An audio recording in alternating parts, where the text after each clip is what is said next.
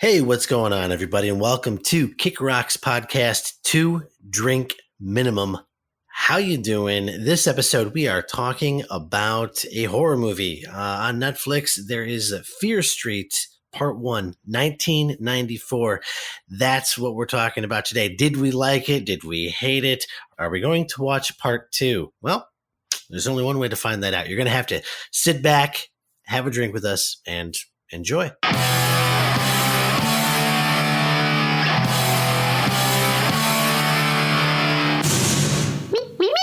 What's going on, everybody? This is 2 Drink Minimum. I am Bill. I'm Sergio. This is Tony Marino. It's JT.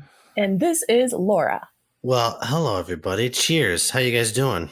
Cheers. Cheers. Hello. Clank. Missed you guys. Yeah, it's been a minute, but we're back, and we're doing a movie review again. Spoilers, what?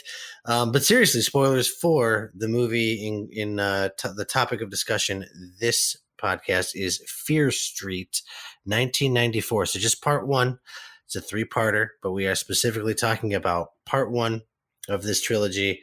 Our thoughts on it, and there will be spoilers. So if you haven't seen it, go give it a watch. It's on Netflix, and watch it right now. Watch it right now, and then come back and start this podcast right at this point right here, right where you left off. Okay? All right. That said, let's go. Who wants to jump in? Let's just get talking about this movie here. Fear Street, 1994. Who's up? Sergio is. Oh. Sergio, you've been nominated. I guess you're the tribute. Go. You volunteer as tribute. All right. Yeah. I think the first thing I want to do is just really quick, give the synopsis of this movie in case you don't know what it is and you haven't heard about it. I know that I just kind of saw a couple advertisings for it because, Netflix likes to send you an email somewhat daily to say, hey, watch this. It's on there now. But Fear Street, Part 1, 1994, Bill said, it's a 3-parter. And in this particular episode, or not even episode, this particular film, per IMDb, it says it is about a circle of teenage friends accidentally encounter the ancient evil responsible for a series of brutal murders that have plagued their town for over 300 years. Welcome to Shadyside. So that's a nice, simple synopsis from IMDb. But I have to admit, I didn't know much about this until we discussed wanting to talk about this one. And I actually really love the idea of this, where, you start off with this street that has, or this town that has a curse, and they start off with the year 1994 to just jumpstart the story. And then the other 2 films are going to be basically moving back in time to show the history of the story. And I really have to admit that it's a really interesting concept. I went into this film not knowing much about it, wasn't expecting much. I actually watched the trailer with Rula after I told her that we were going to watch it. And we both were kind of like, this kind of looks cheesy. I don't know if it's going to be any good. But from the second it started, with the killer soundtrack throughout this entire movie, at least for me growing up in the 90s, I enjoyed this movie a lot. I thought the soundtrack was perfect. And I thought the way they treated the music was way different than I've experienced in a lot of movies, and where they would do a lot of hard cuts from one song to another just to change it to a different character or to tell a different part of the story. And that was really interesting to me. It wasn't just fade out, no music, dialogue, move on to another song that's going to set up an emotion. No, it was jump cut from a song to another really cool 90s song and then continue the story. So from the sound engineering, I was blown away. From the editing, I felt like they did a really good job of using techniques that, to me, are, they're well known and basic, but it was just a very fun, fast moving story. The story overall, I'll admit, it's very, predictable for a horror film. It's very mainstream horror film. Let's get people scared, these jumps from random situations, etc. So that was, expected and traditional. But as a whole, I have to say, I enjoyed this movie a lot. And I am now really looking forward to Part 2 and Part 3 when they come out. Or I think they already are out. But I'm definitely looking forward to watching the next 2. I had forgotten until I talked to Laura, my girlfriend, that this was a R.L. Stine book series. This was teen goosebumps, you know, and that's Yeah, kind of no- how it played out, really. right. Yeah, that's a good. Yeah, that's That's a what good got call. Jess and I interested in this because Jess was like, "Oh, I used to read the R.L. Stine books when I was a kid." She's like, I really want to check that out. So that's what piqued her interest. So yeah, I'll say, Sergio, you're right. The soundtrack was really fun.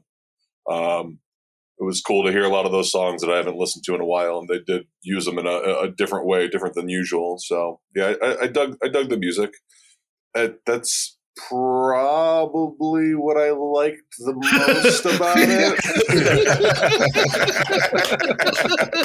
So okay, It was kind of a barrage. So sorry. It was fine. It was fine. But like it started off pretty strong with that opening scene in the mall. Definitely a nod to Scream there. You know what I mean? Which I thought was done well. There's nods to a ton of movies throughout this whole thing.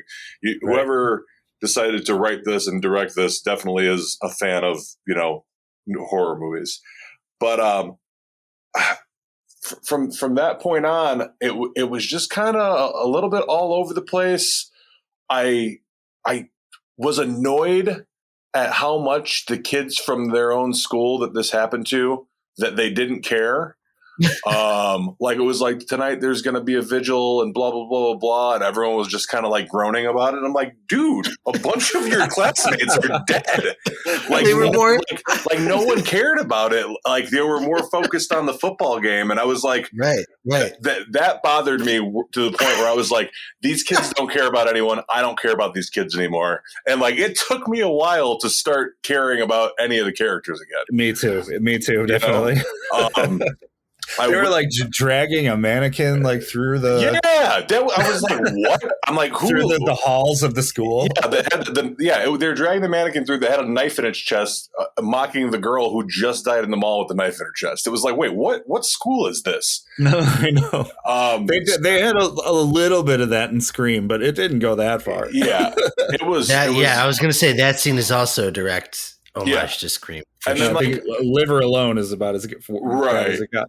Yeah. But and Matthew Lillard's the asshole in that scene, and then they call that out immediately. Someone's visibly upset about it. But like in this, it was just kind of like it rolled off everyone's shoulders. And then in my head, I was overthinking it. I'm like, all right, is the whole town cursed? So they're all dicks. Maybe that's what this is about. Maybe there's a bigger picture here where everyone's just so negative from all the negative energy. But yeah, man, like it took me a while to care about anyone again. Even like what was the little brother's name? Josh. Yeah. Like he grew on me mainly because he was using the Konami code as his like coping mechanism when he'd get nervous. That was great. I thought that was awesome that they threw that in there. The up, down, down. Like that was really fun. But for the most part, like it really took me a while to for the millionth nerd trope that kid had. But yes, continue. Right, yeah. But it took me a while to care what happened to any of them. You know what I mean? I was just kind of like, all right, well, it's a horror movie. They're either all going to die or there's going to be a couple heroes that live, and that's exactly how it went down. But yeah, I got a lot of issues with this. I'm not going to get into all of them right now because I feel like I'm ranting. But yeah, I got a lot of them too. So Me too. Oh, Serge, they're ganging up on you. Yeah, sorry. No, that's cool. I think it's one of those situations where I went in not expecting anything and then actually enjoyed it. Right. I also had a couple cocktails when I was watching it too. So that'll do it. Maybe I should go back and watch this sober and see what happens. Dude, there was a complete Jaws reference and nod, and I was still annoyed by them about it. The ingredients are right. The ingredients in this movie are all there. They're just not it wasn't cooked properly. Right. Oh, yeah. I'll jump in there. Yeah. Because Please horror is not my genre. I don't like it. I don't like when there's like that violin screech as the same time as someone passes abruptly past the camera.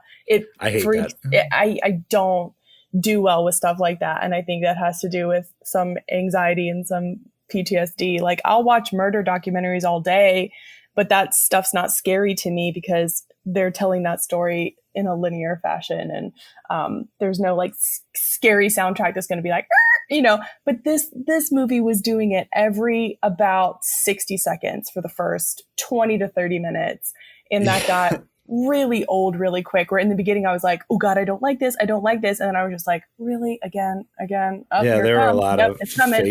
Just happened fake again. out jump scares or whatever. But also, I didn't know this was an R.L. Stine, but it makes sense now, because in the opening credits in the very, very beginning, when they're doing that like montage of newspaper articles or whatever, at first I thought maybe this was a remake. And so I thought the stuff that they were showing in that, setting it up with the newspaper articles and stuff just going along the back under the opening credits, I thought maybe that was homage to a remake. And then as soon as you saw those names pop up on the map in that montage of Shadyside and Sunnyvale, my immediate reaction was like, okay, Halloween Town, like, wow. Okay. Immediately I was like, this is gonna be crap. Like we're in like Archie Comics land now. Yeah. And then as I watched it for the first little bit, obviously the Scream reference stood out huge in the beginning, but then I thought, is this like Goosebumps? Like that's immediately what I thought, because I had no context going into this. I'd not seen trailers. The first time I heard mention of it, it was not recommended to me on any of my, cues or anything. The first time I heard about it was last week when you guys were so graciously trying to find something that we could all watch on Netflix, because that's the only streaming platform I have. So thank you. So at first I was confused. I thought it was going to be cheesy. It was cheesy. The script for the first, I think, 30 minutes was pretty rough. It was bad. It was really bad. And the acting was like, it was okay. But then I was like, this has to be a Goosebumps thing. This has to be marketed towards this age group. I only got interested in the story when I realized who Sam was. And then I was like, oh, okay. I'm in this for a little lesbian love story for sure. Like that piqued my interest. And then I thought, wow, if this is a remake, then they put a contemporary twist on it. And now we're having a same sex relationship as the center of the story, and I like that. And then I think at first all of these like random ghosts or spirits or whatever coming back to physically harm these people made absolutely no sense. It was so hard to follow. There was no concept as to who these people were and why they were popping back up until it was explained. And once it was explained, then the whole story came together for me. And then I got more interested. For some reason, the acting got so much better. I don't know if that's just because all of a sudden I was interested. But the last half of the movie, I think after they went back to, like, after they got out of the hospital and then they went back to like the car crash site, that to me, I was pretty invested in the story from there on out, because I thought they did a really good job of pulling together all of these random pieces that they threw out for the first half of the movie, because the first half of the movie was pretty random. And I was like, someone didn't think this story through. And then I realized like, oh no, this story was well thought through. It just didn't make sense until it made sense. And now I enjoyed it. So in the beginning, all I was focused on was the music, which was great. The 90s fashion, which they got right without making it hokey or over the top. And the cinematography, like those shots in the beginning in the mall scene with the black light situation and the dark, like it was beautiful. It was shot well. I just thought it was pretty crap for the first half. And then I thought it was really great. And then when it was over, I was like, you know what? I think I'm going to watch the next one. So yeah, I'm totally going to follow this story now, because I thought it was done really well once it was explained. Does that make sense? Thank you, Laura, because I was starting to feel like everybody was just going to poop on this. Like, I was going to sound like the asshole. You wouldn't be the asshole for enjoying something. No, earlier Bill mentioned, he said this thing had all the right ingredients. It was just, it wasn't baked properly or whatever his analogy was, where it was just like, it just wasn't executed well. Like it's got all the stuff there. And yeah, I think the acting did get better at some point. I don't know when. I think the writing got better at some point. I think that's what it was, where it's like, okay, the lines might be being delivered the same way now, and the acting's the same, but it's just better dialogue at this point. Yeah, there was a Rain Man joke thrown in there, and I was like, I don't even know if a teenager would have seen Rain Man in '94, but fine, I love it. That's great. But before it was like, I know. That's still that would have been a deep. I don't know. Those kids all looked 14 to me, let alone like in high school. So like for me, it would be I appreciated the Rain Man reference, but I'm like, that kid's never seen Rain Man. I don't know.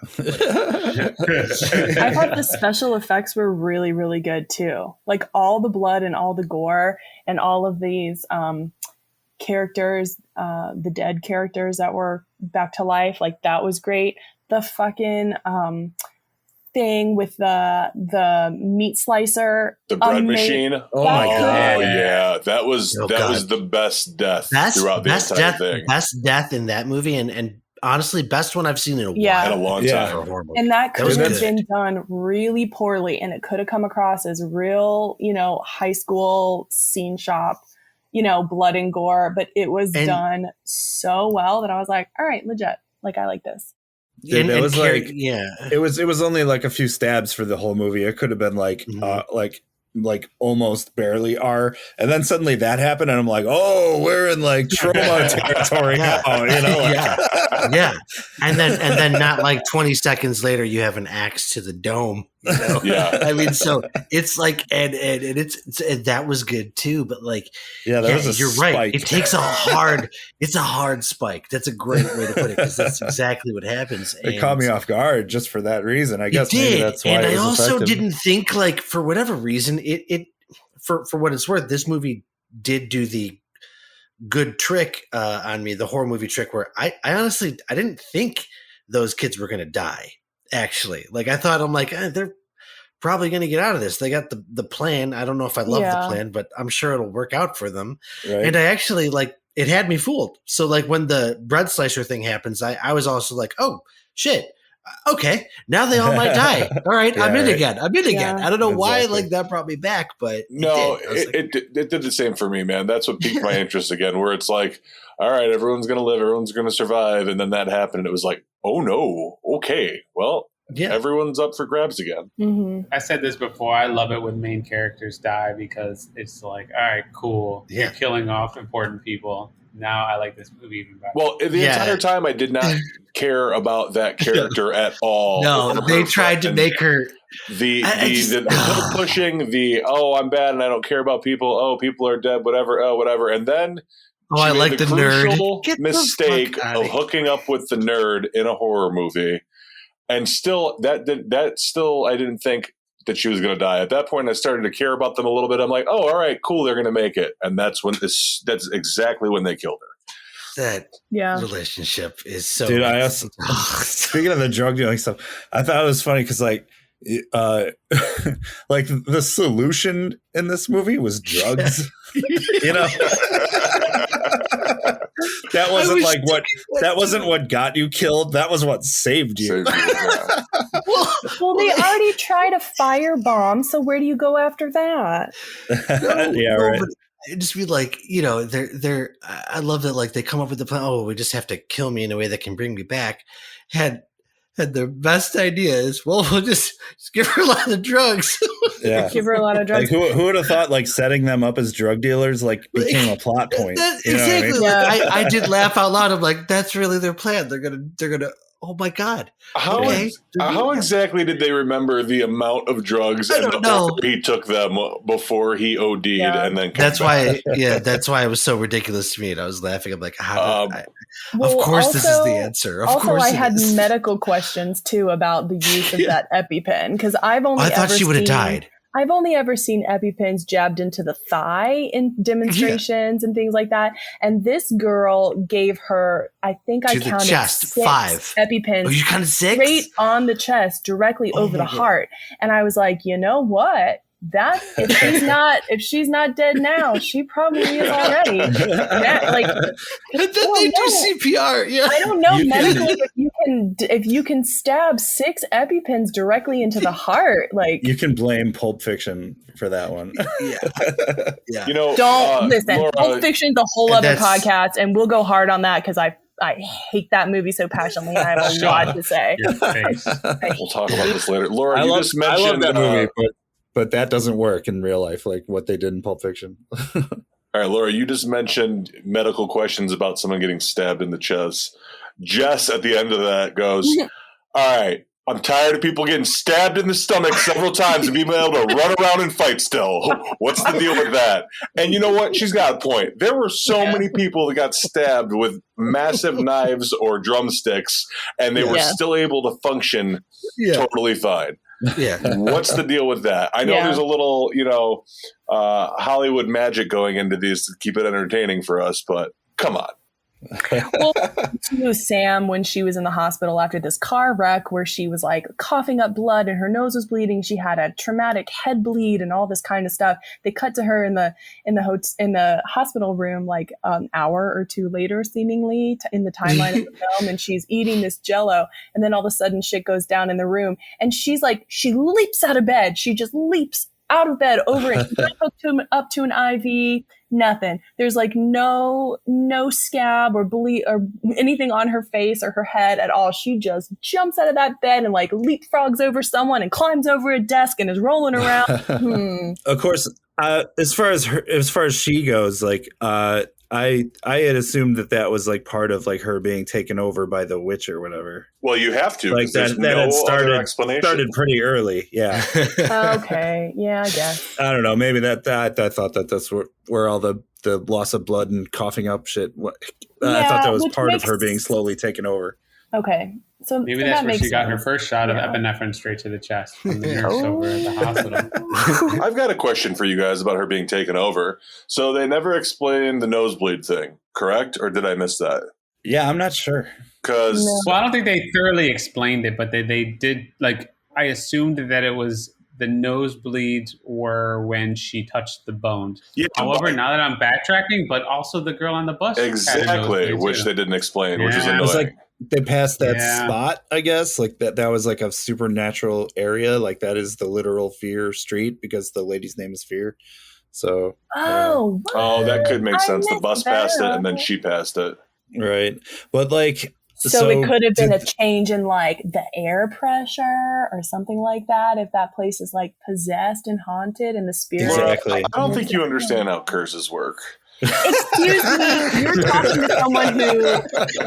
talking to someone who just spent all of her money on a giant crystal ball that is sitting right next to me. So do not talk to me about witchcraft. Thank you.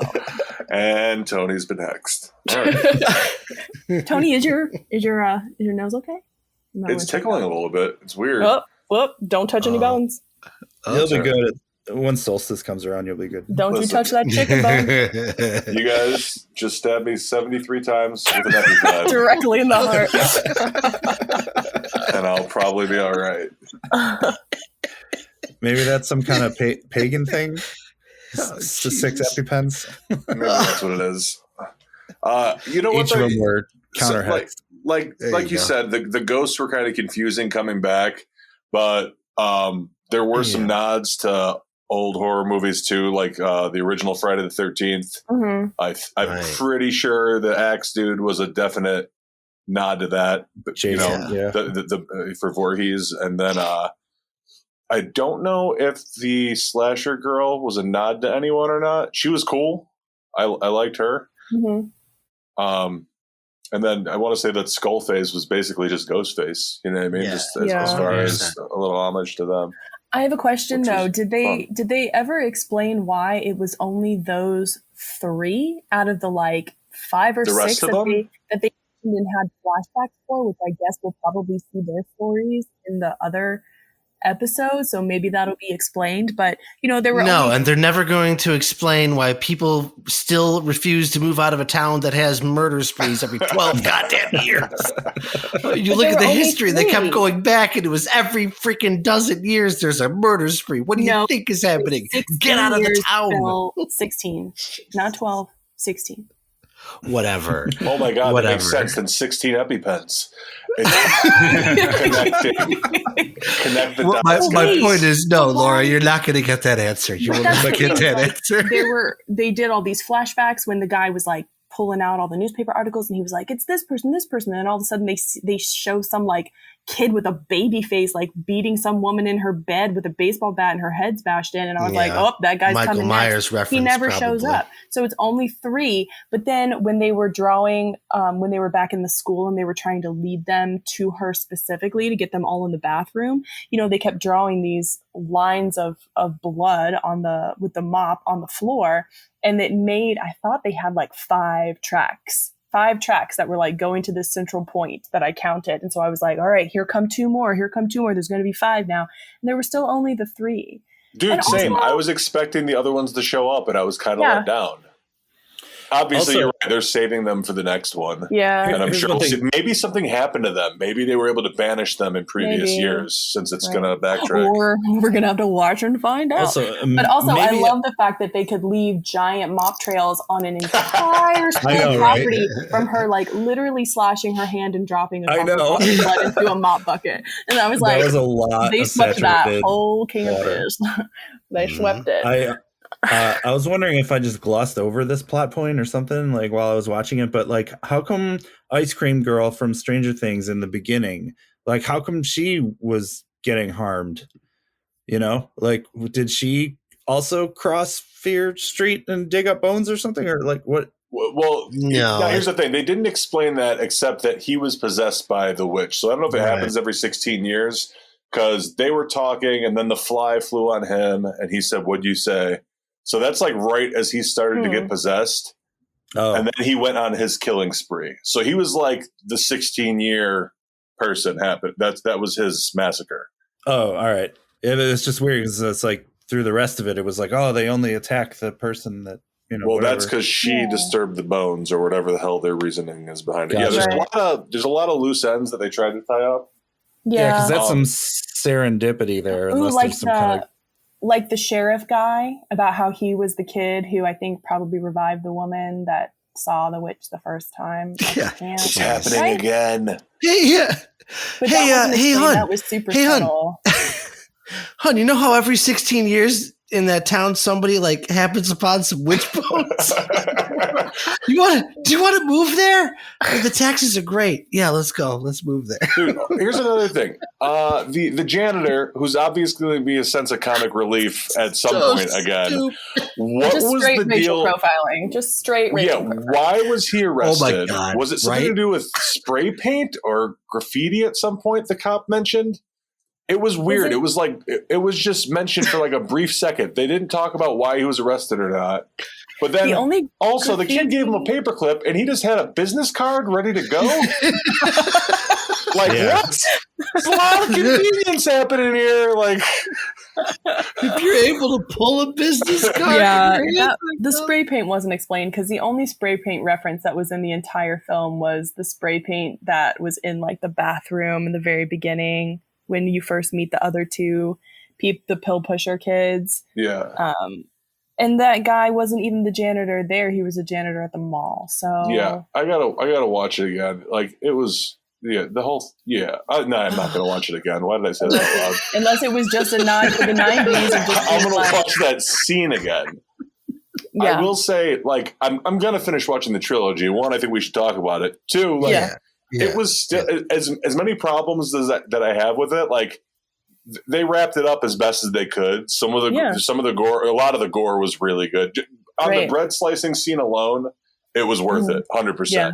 Yes. Yeah. So, but here's my one comment to that. I think they wrapped it up nicely in regards to all those holes or open-ended things you guys are referring to. To me, that was just like kind of like foreshadowing or opening up to, hey, go and watch the part 2 and part 3 because all these things are going to be answered in the upcoming films. Right. You know what I mean? Like, I feel like this is designed to make you want to watch the whole thing. So you know, like all the way down to each one of those killers, those ghosts, my assumption is their history is going to be revealed in each film because they went over the girl's history in this one. I'm assuming like in this next one, they're going to go over that axe murderer's history.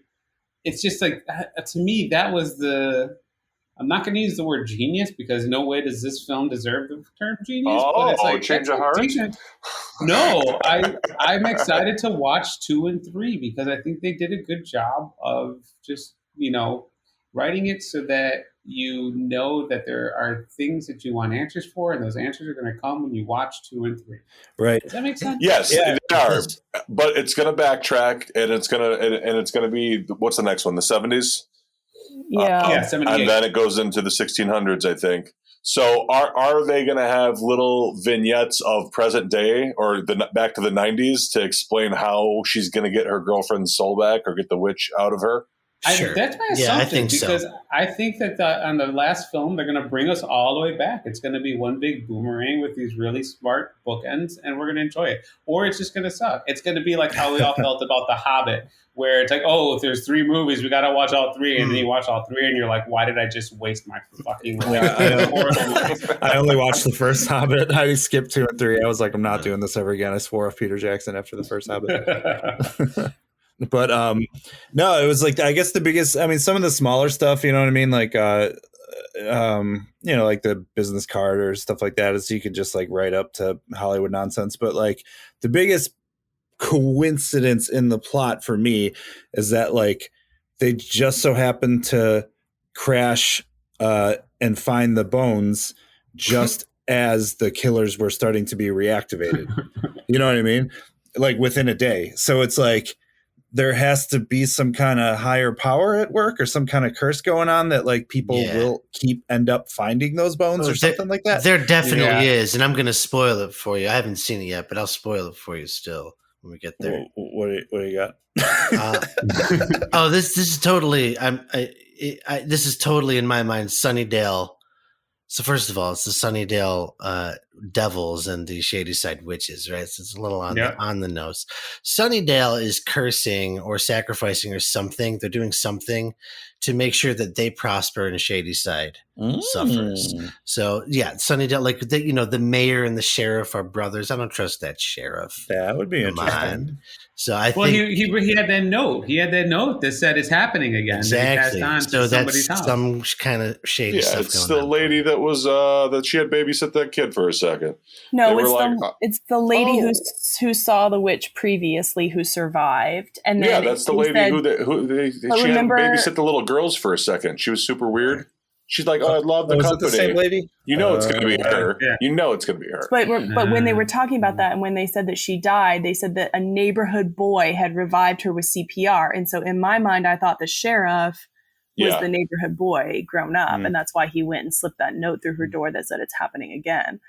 Okay. But also, he wasn't super helpful for knowing that it's happening again. He also kind of took the douche canoe route and was just like, well, yeah. They were like, I hey, guess this if is you happening. Don't tell me what's going on, I can't help you. And I'm like, but Yeah, Deputy Dewey, he is not. David Arquette. All right, well, then his brother, the mayor, whatever. The mayor of Sunnydale is like the devil or something. Okay, so if we're talking about the towns maybe cursing each other or having some vendetta, like Pawnee and Inglewood, I guess, then that's what's up. That's what's going on there. Yep. Was Sam the intended target because she tried to reinvent herself in that town? Like she switched towns instead of just staying true to because that was the main part of the beginning of the movie anyway, and that's why all the characters maybe hated her was because she had but I really feel like she wasn't cursed until she touched her own blood and then accidentally touched the bones, and because of that, that's when the witch sent the ghosts people to come and hunt her because she had seen her. Otherwise, Laura, that's how curses work. Yeah, I know. Tony, I'm telling you, my crystal ball told me this, which is why I'm telling you, which is how curses actually work. So I don't know. I have a question. What? I want to know, Bill, okay, so you haven't, I don't think you actually come on and said your thoughts on the film. No. And I don't think JT fully did either because he's kind of just, that's okay. But I'm curious to know, sure. Bill, go. Let's hear it. All right. What are your thoughts? No, so despite me like laughing at it and making fun of it. I didn't hate it, and I do want to see part 2 at least, and I'll say that much so far. So it did make me want to see part 2, which I think is the whole point of this one, and that's why you release a trilogy back to back to back like they're doing with this one. So I'm a little bit more forgiving knowing that it's part 1 of a whole, trilogy. So, but that being said, it does take a big dip for me after the first like 10 minutes now. And, getting back to like the ingredients thing I said, it's got everything there. Like I should love this movie, right? It's got like, I mean, the opening sequence is definitely the opening sequence of Scream, unapologetically. I mean, they even do the slow motion stab when the killer, who's a skull face instead of a ghost face, catches up to, Drew Barrymore in this case, who, but it's the actress. What is the actress's name? She's from Stranger Things. Ice Cream Tony, Girl. you said it earlier. She's a Hawk, isn't she, or no? She's Maya the daughter. Hawke. She's the Maya daughter Hawke, of yeah. Ethan Hawke She's and Uma Thurman. Yeah. Yeah. Is she real? I see. Oh yeah, Maya Hawke. That's right. Maya. I forgot I about just that. Maya Hawke. That's I totally it. forgot Hawke. about that But she's little in bit of Stranger trivia. Things, so even a high profile right actor or that people would know, especially if you're a Netflix fan and you know Stranger Things, right? You see her in the opening scene, so everything, even to the casting of that, was an absolute homage to Scream, which I appreciate and loved. Like loved that first part of it, and then they did something that I thought was cool at first, where in Scream, right, we see Drew Barrymore take the mask off of the killer, but we never see the killer's face. We just see kind of in her eyes. I always think that she recognizes who the killer is. What Fear Street does is they show us who the killer was right away. Yeah, and I was right like, away. oh, that's different. That's okay. So they're changing the formula a little bit. And the second I thought that, he got shot. So I'm like, oh. Well, that's different. So they killed okay. Well, I that's okay. I guess I don't know what to expect. I kind of like that. This could be a good slasher film. Is there going to be another killer? I guess let's wait and see. And then, then the rest of the movie starts happening, and I go, all right. And there are some things like it does hit like some notes for me that are really good, like the music. Absolutely. I mean, there's no doubt. After a while, though, I was like, we got it. It's the 90s. Cool. But I think the soundtrack, no problem with that. That was pretty cool. Put you in that, mindset. I thought the kids were fine. I just didn't think the writing for me, for some parts, was that great. And that was about like the next half of the film for me. And then it picked up again. And then it did make me, want to see the sequel when all was said and done. I thought it was, having us try to care for these characters in like the 11th hour was a little bit, I don't know, seemed forced to me. Like there were just a couple scenes where I'm like, okay, we get it. Like let's keep running from the killers though. We don't need to have this, powwow scene right now of you guys talking and having character moments. It's a little late for that. We got like 15 minutes left of this thing. Let's go. I don't know. That's kind of how it felt for some of those parts. But, it had great effects. I thought I enjoyed them. I liked the, some of the deaths in there were good. So it was very much, if I wanted a slasher film, I got that out of it. There's a neat supernatural story kind of brewing. We could spend some time talking about some of the plot holes there are right now, but to what Sergio was saying, maybe those what seems like a plot hole right now is going to, get resolved in part 2 or even part 3 of this thing. And I'm sure it will. I'm excited about part 2. It looks like, they're going for that Friday the 13th vibe, which I'm all about as well. And that, the axe murderer that they have is pretty cool. Oh yeah, it looks like straight up Camp Crystal Lake. Yeah, for the second one. and I'm there for it. I'm all For about sure. that. And if they add on to this like supernatural story they're telling with the witch, I'm for that too. If they can wrap it around and make it cool, I mean, maybe this is the first part of what I'm going to think is a great trilogy. I don't know. Right now, I think the first one, like, I don't think it was great, but I think it had, for me, great moments, and like I appreciate the horror movie nods that it did do. Like I said, it's like, all the ingredients just some little off, not cooked right, but everything, there were different moments that hit for me, and ultimately I enjoyed it. I don't know if I'm in a rush to watch it again, but I am interested to see where the story goes from here and to see if I'm right, because I definitely think something's up with Sunnydale. Sunnydale is just evil. That's just what I think. Even though I hate those two names, I just have that feeling that that's what's happening. So I don't know. But yeah. So ultimately, see, there you go, Serge. Ultimately, I'd say watch it, and hopefully part 2 is better and gets me to want to watch part 3. So I'll piggyback off Bill here. When you were talking about like how late in the movie, like they had those character moments and stuff, and you're like, it's a little too late for that. That's kind of how I felt about the whole thing, is because it was like the first 5 minutes and last 20 minutes felt like a movie, and everything in between felt like a trailer. Okay. You know? It was like, I was like, this is the longest trailer I've ever seen. Well, that was the thought I had in my head while I was watching it. Because it was just snap, snap, snap, snap, snap. It like did not give any moment of just any moment like some room to breathe. You know what I mean? Yeah. And it was just like, and like the songs, although cool because I grew up in that era and that was really neat and everything. I was like, oh, there's Bush. Oh, there's this. Oh, there's that. Like, I'm like, it's just like it started a song, then stopped it, then started another, then stopped it, then started another, and stopped it. And it's just like, man, like this movie will not let you just focus on something for just 2 seconds, you know?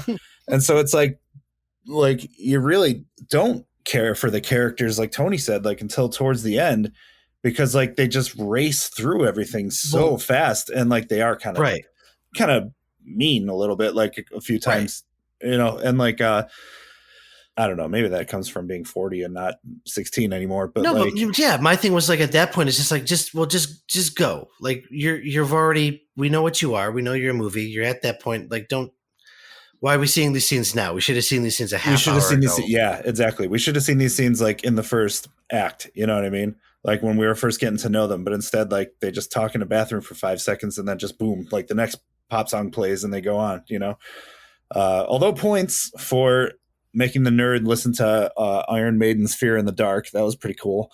I was like, shit, I love this song.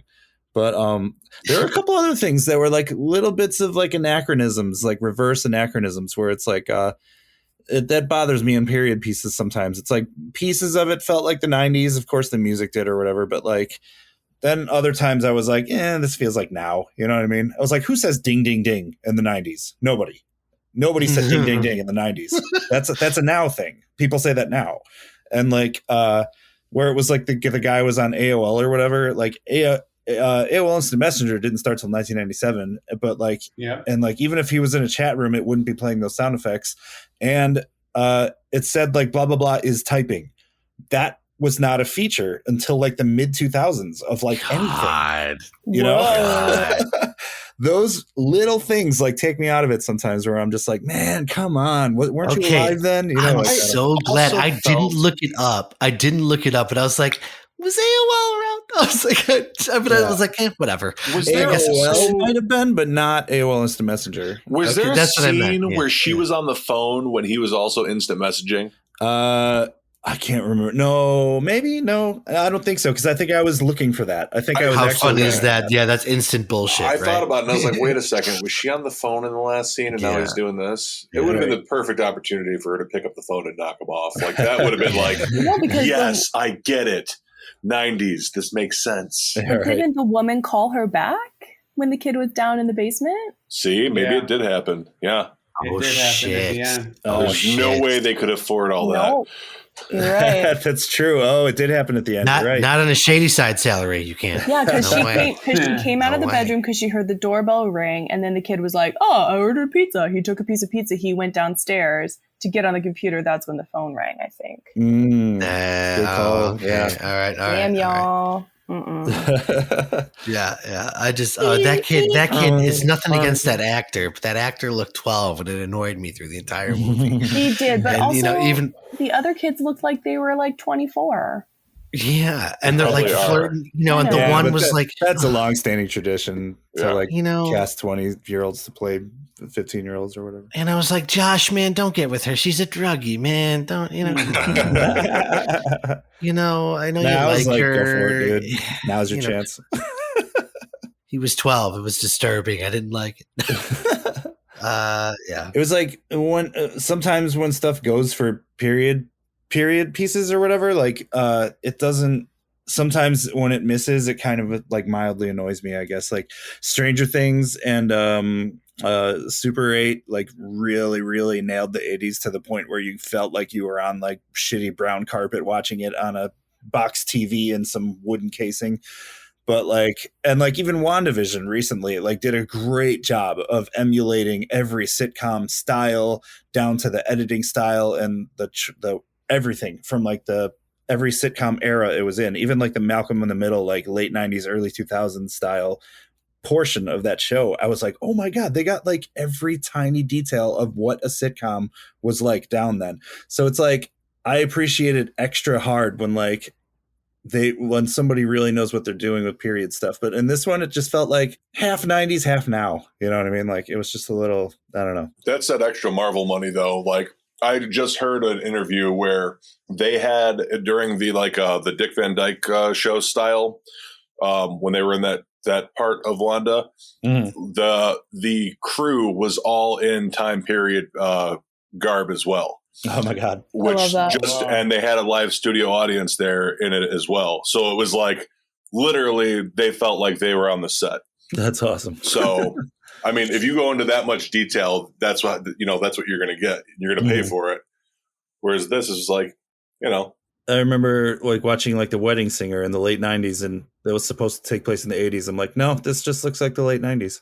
You know what I mean? Like, I don't know, like just little times like that when stuff is off, like annoys me. But whatever. That's just a mild part of it. My biggest problem, I guess, was the kind of rushed pace of the editing early on, and it just I don't know. It started like as a C- for me, and it slowly built to a C+. Like I'll give it that. And I actually I would watch the other two.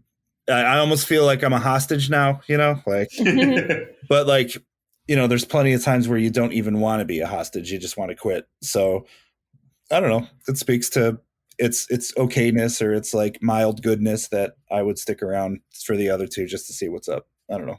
But it did essentially feel like Teenage Goosebumps, like plot wise and everything wise, so yeah. And maybe if you're a fan of those books, because I think R.L. Stine, I think they wrote this with whoever the other writer was. So maybe if you did read these growing up, it feels like one of those. You know what I mean? Maybe that's what it was. Maybe it was all over the place. Right. I don't know. I'm curious, like you just said C-, C+. What would everyone give this on a scale of 1 to 10? I mean, I'll go first. Like right off the bat, I don't think it's the best thing in the world, but I enjoyed it in the end, and I'm gonna watch the other ones. But it's still a C+ movie. I mean, I think that there's way better horror films than this. Yeah, sure. I was gonna say 5 out of 10, so that's a C. Yeah, 6 for me. Same, 6. Yeah, I'll say 5 just because horror is not my genre, so I missed out on a lot of the nods. The only reference that I had for stuff was Scream. So I missed out on a lot of the stuff that was intentional just because I wasn't interested. Yeah. I am ready to watch the next one. Like you said, you guys made some good points. Hopefully it does clear up a lot of the things. Hopefully, the bloody noses are addressed, and thanks for JT for pointing that out, that it was right when they crossed where she's buried. But yeah, hopefully some of those things are there, and hopefully some things get answered. But yeah, I'm definitely going to finish it. Yeah, I think that's when you said you felt like you were held hostage, I think that is a little bit and I agree with that statement because, even if something is part of a trilogy or a series, it should still be able to stand on its own without having to rely on the rest of the story too. Right. Like all of the Harry Potters, they're complete in their own movie. And then it's not till 5 or 6 episodes later that there's a detail or a line where you're like, oh my God, I think that explains something over here. But I didn't have a question about that for 5 movies and wasn't waiting for the answer. That's the genius of that type of writing where stuff just kind of naturally solves itself, but it's not so obvious. I don't know if a movie with that many holes can stand alone as a film. I gotcha. Like J.K. Rowling, R.L. Stine is not I mean, he entertained kids everywhere. Like, God bless him. It's awesome. You know, including myself. I grew up reading like Say Cheese or Die and stuff like that. But like, it's still kind of like R-rated Scooby-Doo and feels like it maybe bit off more than it can chew. But I don't want to say that until I've seen them all. So yeah, I felt like the way that it was filmed and how it was shot so beautifully didn't match the writing. And then the writing kind of didn't lead to the best ability of acting. I felt like they did the best acting that they could with that writing. And I don't think that anybody gave a bad performance, but there were the writing for at least the first half was just pretty brutal and pretty stupid. yeah. And then, you know, it kind of fell off in the last half where it got more interesting because the writing went away and it was just mostly action with like an occasional line through in here or there to kind of keep the story going. So I think all the actors are super talented. I just think they had some really difficult material to work with. Yeah, they're a good bunch of kids though. They're a good bunch of kids. Yeah, I would watch that lead actress in anything. Like the girl who played Dina, like, I think she does have chops. I think that's She's just great. how they wanted her to play that character and what the writing was, you know? And even the girl that played Sam, she was great. And I don't know if they and Kate specifically sought out to LGBTQ like actresses to play these gay characters, but they sold the relationship. They didn't look super awkward or super cringy. They looked natural making out and touching each other, which I think in any age group is hard to do if you're a straight actor playing a gay character. So I bought that. And if they did intentionally seek out gay actors for gay roles, then I think they get even more points for that. But yeah, they were awesome. I don't have anything bad to say about the acting. It's just the acting in the beginning was so cheesy because the script was so bland. Yeah, and it got zipped by the editing too. It was just boom, boom, boom. Like I said, music, like movie trailer. Like I think if they had done that whole movie, and if you had watched it without sound and without captioning, it probably would have been better. It would have been better almost as a silent film. I think it would have been. I seriously think at some point there were 3 scenes in 30 seconds. Like, you know what I mean? It's like, oh, they're at the police station. Oh, they're there. Oh, they're there now. Whoa, Jesus Christ. You know, like, I don't know. Oh, and the character actors that they found for some of those tiny roles, like the orderly at the hospital, the guy in the pink scrubs. Oh, yeah. Where'd he come from? I've seen him in other stuff. I've seen him in other stuff. He looked like the guy, and I don't remember the character's name, but he looked like the guy from Andy Griffith. Do you know what I'm talking about? Barney Fife? Yeah. Didn't he? No. I don't know. Yes, he did. Yes, he did. Go back. I'm saying that's who you're talking about, Barney. I'm trying to find the cast. I'm trying to find. But the character actors are great. The woman that played the nurse at the front desk at the hospital, great. I love those little bit parts, and I love casting when they find weird people to play weird parts. And it's not JT. So the actor's Hollywood. name is Don Knotts, I believe. Yeah. Nurse Betty. Well, Eric Mendenhall. They look like they could be blood relatives. It was awesome. I loved it. So yeah, I thought the casting was great. Is there any chance that this is a question for Bill, that Nightwing was a DC reference? Oh my gosh! I mean, it's possible. I don't know. Unless he wrote that before it. I don't know. Camp Nightwing. I know, and they mention it more. I mean, they really want you to know. You know, hey, part 2, huh? Camp Nightwing, huh? Which is great. I mean, it worked on me, so I have no complaints there. You know, like I said, it's fun. Ultimately, it's a fun movie. It has ups, downs. It has hits. It has misses, I guess. So yeah. that's why I'm kind of saying 6, because I mean, it is making me see part 2. So I can't, you know, I don't know. I have to give it at least like between 5 and 10 for sure for me. So, yep. You know, and I hope as a trilogy, I hope I'm like, by the time I see part 2 and then maybe part 3, I'm like, oh wow, that was actually awesome. What a great, 1994 was a great start to it. I just, who knows? Could look back and think was edited as it was supposed to be 90s and quick and fast and fun, and maybe 2 will be a little more laid back. The style of it. I had that thought during it. Yeah, and then maybe the 1600s one is going to be like completely There'll be somebody dictating it to the screen. They're not going to be able to edit it like the third one as quickly, and they can't. Could you imagine flying through that? Like, no. Maybe that's what they're going for. Maybe that's the genius behind that. Part 3 is just some old like bitty spinster like sitting by a bonfire and telling a story and knitting, whatever. Gather round! It's 1666. I'll be honest. Like in my mind, like when I saw the editing, and JT, you're right. It's fast and quick, and I think that's what I enjoyed about it. I'll just say it, and I think maybe because I look at it as like this is.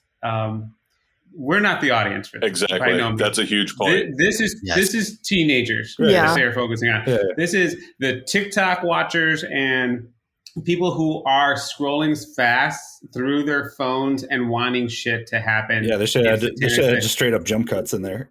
Exactly. Like literally, they treated the music like that. They treated the scenes like that. They told the story like that. True. And in my mind, it was all intentional for their target market, which was probably 11 to, let's just be honest, 11 to like 17. I gotcha. No, I understand that point, but I also don't think it was done as well as it could, because there's ways that you can do fast and still make it good, like Snatch or Scott Pilgrim vs. the World, or, you know what I mean? Like, I hear you. I just thought it felt a little, it wasn't economy of storytelling. It felt more whiplash to me. Yeah. No, I hear you. Well, in that case, it works perfectly. I mean, I did spend a good deal of the first half of the film on my phone because I didn't give it a chance. No, I did. But what happened was when they started doing the whole like violin, like, and then the person ran in the background, and they did that literally every 30 seconds for the first 30 minutes. After about 2 or 3 of those jump scare type things, which I hate passionately, that's when I was like, I don't need to have my eyes glued to this. Literally, the sound cues are going to let me know what's happening in this film, and there's no dialogue right now, so I don't have to pay attention. That's something I never want to. I don't care if it's an homage or not. I never want to see a horror movie do that again. Bring! Oh, it's just Joey. I mean, yeah, I don't.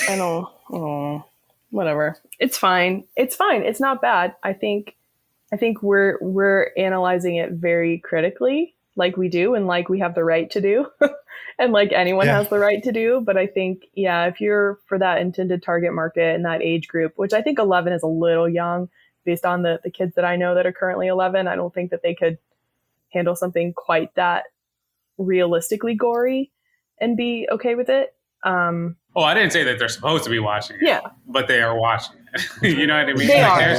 They are. There's a 16-year-old brother who is grabbing his 11-year-old little brother or sister and saying, "Hey, we're gonna watch this because mom and dad aren't home and I want to watch it." Oh yeah, I'm very aware. Somebody went to bed freaked out about that bread cutter thing.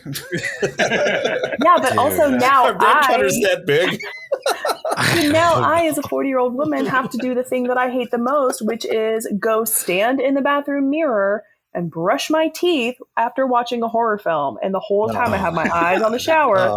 And I'm like, if I bend over to wash my face and then pop up, there's going to be something behind me in the mirror. And if I turn around, it's going to be gone. Like, this is why I don't watch this genre. It's too real for me, but I'll watch real murder documentaries all day, and that doesn't bother me. Yeah.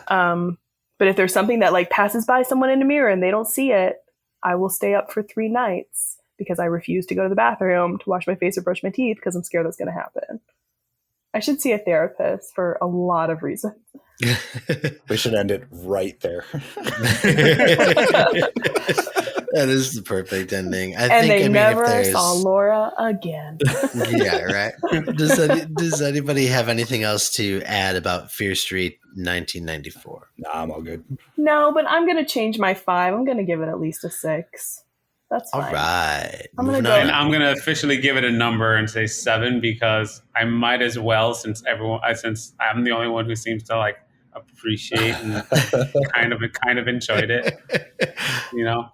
I didn't God say bless I didn't enjoy alcohol. it. It was enjoyable. No, it's totally fine. In It might have some been what I ate places. for breakfast or something. I have no idea. But Well, this is why- how it hit me.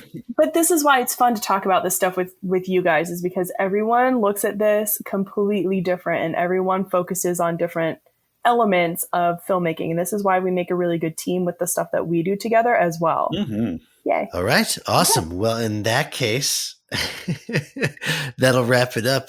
Tony, take us out, man. Take us out of Shady Side. Oh, all right. Well, I heard something earlier from JT that I really liked. So if you like R-rated Scooby-Doo that bit off a little more than it can chew, then Fear Street 1994 is for you. Chicka chicka bow wow cow now. Bye. All right. That's going to do it for this episode of 2 Drink Minimum. Thank you so much for tuning in. So what did you think of Fear Street Part 1, 1994? Do you know where you can tell us? You can comment right on Kicker Rock's Facebook page. You can comment on our iTunes. Remember to download and subscribe to the podcast if you haven't already. You can listen to us on Spotify, iTunes, any of your favorite podcast mediums. Again, thank you so much for tuning in. We really do appreciate it. We hope you had a good time. This has been 2 Drink Minimum. We've been drinking, thinking, and talking shop. Cheers, everybody.